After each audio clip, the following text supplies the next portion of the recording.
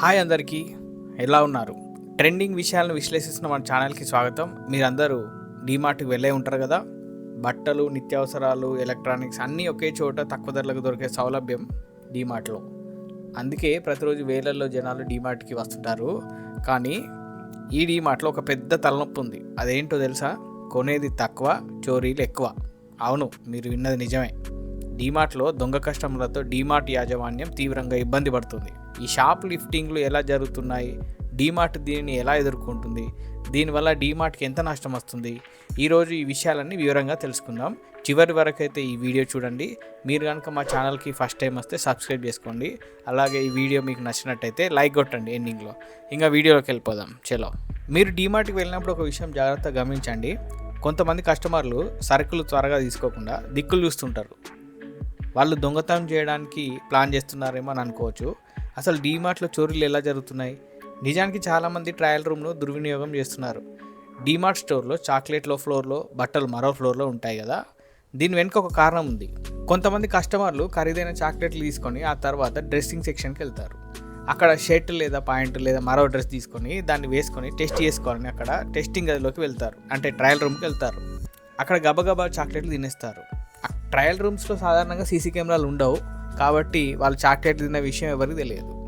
ఆ తర్వాత సైలెంట్గా బయటకు వచ్చి ఈ డ్రెస్ బాగాలేదు, ఇది సెట్ కాలేదు అని చెప్పి అక్కడ నుంచి వాళ్ళు వేసి వెళ్ళిపోతారు. ఇలా చాలా చాక్లెట్లు మాయమవుతున్నాయట. అంటే చాక్లెట్లు ఒకటే కాదు, స్నాక్స్, డ్రింక్స్, సెంట్లు, రింగ్స్ అలాంటి ఖరీదైన చిన్న వస్తువుల్ని కూడా డ్రెస్సింగ్ రూమ్కి వెళ్ళి డ్రెస్ టెస్ట్ చేస్తున్నట్లు నటిస్తూ ఆ కాస్ట్లీ వస్తువుని అండర్వేర్లో దాచేస్తున్నారట. ఆ తర్వాత సైలెంట్గా షాపింగ్ చేసుకొని ఏ తప్పు చేయని వాళ్ళగా నటిస్తున్నారు. ఇలా చిన్న చిన్న వస్తువులను తినేసి లేదా దొంగిలించి బయటికి వెళ్ళడం వల్ల స్టోర్కి భారీగా నష్టం జరుగుతుంది. ఈ సమస్య డీమార్ట్ యాజమాన్యానికి పెద్ద తలనొప్పిగా మారింది. ఎందుకంటే ఇది కేవలం ఆర్థిక నష్టమే కాదు, స్టోర్ నిర్వహణ సామర్థ్యాన్ని కూడా ప్రభావితం చేస్తుంది.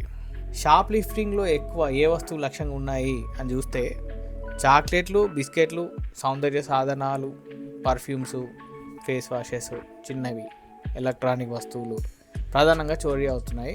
కొందరు కస్టమర్లు ఈ వస్తువులను స్టోర్లోనే తినేస్తారు. కొందరేమో తల్లిదండ్రులు తమ పిల్లలు చాక్లెట్ తింటుంటే సైలెంట్గా ఉంటున్నారు, వాటికి బిల్లు వేయించట్లేదు. ఇంకొందరు వాటిని జేబులో లేదా బ్యాగ్లో దాచుకొని బయటకు వెళ్తున్నారు.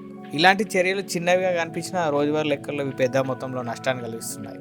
రిటైల్ నిపుణులు చెప్పిన అంచనా ప్రకారం ఒక స్టోర్లో రోజుకు 5,000 రూపాయల నుంచి 10,000 రూపాయల వరకు నష్టం వస్తుంది. ఆలోచించండి, ఒక స్టోర్కి ఇంత నష్టం. దేశవ్యాప్తంగా ఉన్న డీమార్ట్ స్టోర్లకి ఎంత నష్టం రావాలి, నెలకి ఎంత నష్టం రావాలి, సంవత్సరానికి అని లెక్కలేసుకుంటే చాలా పెద్ద అమౌంటే వస్తుంది. ఈ నష్టమంతా డీమార్ట్ పెట్టుబడులపై, లాభాలపై తీవ్ర ప్రభావం చూపుతుంది.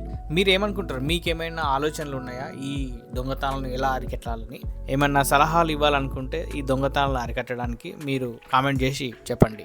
ఎలా అయితే అరికట్టవచ్చు ఈ దొంగతనం. సీసీ కెమెరాలు అయితే డీమార్ట్లో ఉంటాయి, కానీ ట్రయల్ రూమ్లో సీసీ కెమెరాలు ఉండవు కదా, అక్కడే వచ్చింది ప్రాబ్లం. ఇక మరి చోరీలను అరికట్టడానికి డీమార్ట్ ఇప్పటివరకు ఏ చర్యలు తీసుకుంటుందంటే, డీమార్ట్లో సీసీటీవీ కెమెరాలు, సెక్యూరిటీ సిబ్బంది ఉన్నప్పటికీ ఈ చోరీలు పూర్తిగా నియంత్రించడం చాలా కష్టంగా మారింది. కస్టమర్ల సంఖ్య ఎక్కువ ఉంటుంది అప్పుడప్పుడు, సాటర్డే సండే. అప్పుడు ప్రతి ఒక్కరిని పర్యవేక్షించడం కుదరదు. కొన్ని సందర్భాల్లో కొన్ని చిన్న వస్తువులు దొంగతనం చేస్తారు. వాటి మీద మనం చర్యలు తీసుకొని కోర్టుకు వెళ్ళి అంత టైం వేస్ట్ అయిపోతుంది డీమార్ట్కి. సో దాన్ని అట్లనే వదిలేస్తున్నారు. ఈ సమస్యలు అధిగమించేందుకు డీమార్ట్ కొన్ని ప్రత్యామ్నాయ చర్యలు తీసుకుంటుంది. ఎక్కువ విలువైన వస్తువులను లాక్ చేసి పెడుతుంది. అలాగే అవి ఉన్న చోట్ల ఎక్కువ సీసీటీవీ కెమెరాలు, అలాగే ఒక సిబ్బందిని ఉంచుతుంది. ఆ సిబ్బంది ఏదో పని చేస్తున్నట్లా మీకు అనిపిస్తారు, కాకపోతే వాళ్ళు మీ మీద ఒక కన్నేసి పెడతారు. మీరు ఏం చేస్తున్నారు, ఆ సామాన్ తీసుకుంటున్నారా, ఆ ఐటెం తీసుకొని మీరు ఏమన్నా పట్టుకొని ఎటన్నా వెళ్తున్నారా, అదంతా మీ మీద ఒక నిఘా అయితే ఉంటుంది. అలాంటి ప్రత్యామ్నాయం ఉంటుంది. అలా ఎంత చేసినా కూడా మన దగ్గర ఉన్న కొంత కస్టమర్లు అయితే తెలివితేటలు బాగా ఉపయోగించి అక్కడ ఉన్న సామాన్ అయితే తీసుకొని వెళ్ళిపోతున్నారంట. సిబ్బందికి దొరకకుండా కూడా చోరీలు చేస్తున్నారట. ఇది డీమార్ట్కి నిరంతరం ఎదురవుతున్న సవాలే. బ్యాగ్లో వస్తువులు దాచకుండా చేసేందుకు డీమార్ట్ ఒక ట్యాగ్ విధానం చేసింది. మీరు ఎప్పుడైనా అబ్జర్వ్ చేసారో లేదు, మనం డీమార్ట్కి వెళ్ళినప్పుడు మన దగ్గర ఏమన్నా క్యారీ బ్యాగ్ అట్లాంటిది ఉంటే దానికి ముందే వాళ్ళు టై చేస్తారు. మళ్ళీ మనం బిల్లింగ్ అయ్యేంత వరకు దాన్ని కట్ చేయడానికి ఉండదు. సో అలాంటిదైతే ఒక ప్రక్రియ అయితే స్టార్ట్ చేశారు. అది కొంతవరకు సక్సెస్ అయినా కూడా మన వాళ్ళు తెలివితేటలు ఉపయోగించి ఎలా చేయాలో అలా దొంగతనాలు అయితే చేస్తున్నారు. కానీ కొందరు ట్రయల్ రూమ్ కని వెళ్ళేసి అక్కడ ఉన్న సామాన్ని అండర్వేర్లో పెట్టుకున్నప్పుడు వాళ్ళని తీసుకోవడం కష్టం. ఒకవేళ సిబ్బంది కస్టమర్ని ప్రశ్నించినా కూడా మేము ఎట్లా కనిపిస్తున్నాం, మీకు దొంగలా కనిపిస్తున్నామా, మేము సామాన్ కొనడానికే కదా వచ్చింది, మీరు ఇట్లా క్వశ్చన్ చేస్తారు ఏంది అని దబాయిస్తున్నారంట. ఇంకా సిబ్బంది కూడా ఏం చేయలేక వాళ్ళు వెనకకి తిరుగుతున్నారు.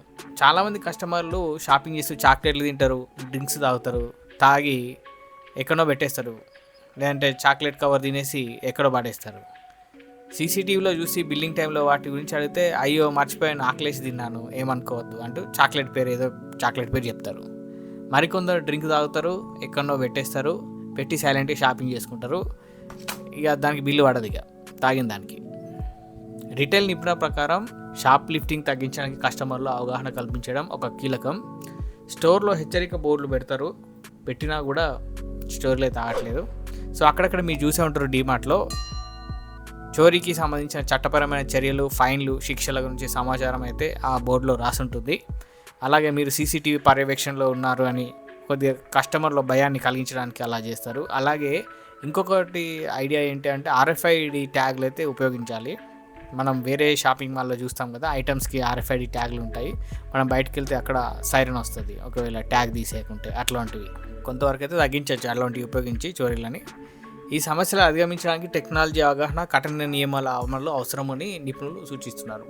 డీమార్ట్ వంటి పెద్ద రిటైల్ స్టోర్లకు ప్రతిరోజు వేలాది కస్టమర్లు వచ్చే చోట ఇలాంటి చిన్న చిన్న చోరీలు పెద్ద మొత్తంలో నష్టాన్ని కలిగిస్తున్నాయి. కాబట్టి మనం కూడా బాధ్యతాయుతమైన కస్టమర్లుగా ఉంటూ స్టోర్ నియమాలను పాటించడం ముఖ్యం. మీరు కూడా ఇట్లాంటిది ఎప్పుడైనా ఎదుర్కొంటే మాకు కామెంట్ రూపంలో తెలియజేయండి. అయితే ఈ వీడియో మీకు నచ్చిందని ఆశిస్తున్నాము. డీమార్ట్ల చోరుల గురించి మీకు తెలిసిన ఇంకేమైనా విషయాలు ఉంటే కామెంట్తో మాకు పంచుకోండి. ఈ వీడియో మీకు ఉపయోగపడుతుందని అనిపిస్తే లైక్ చేయండి, షేర్ చేయండి, మర్చిపోకుండా మా ఛానల్ని సబ్స్క్రైబ్ చేసుకోండి. మళ్ళీ ఇంకో ఇంట్రెస్టింగ్ వీడియోతో మీ ముందుకు వస్తాను. అంతవరకు సెలవు, నమస్తే.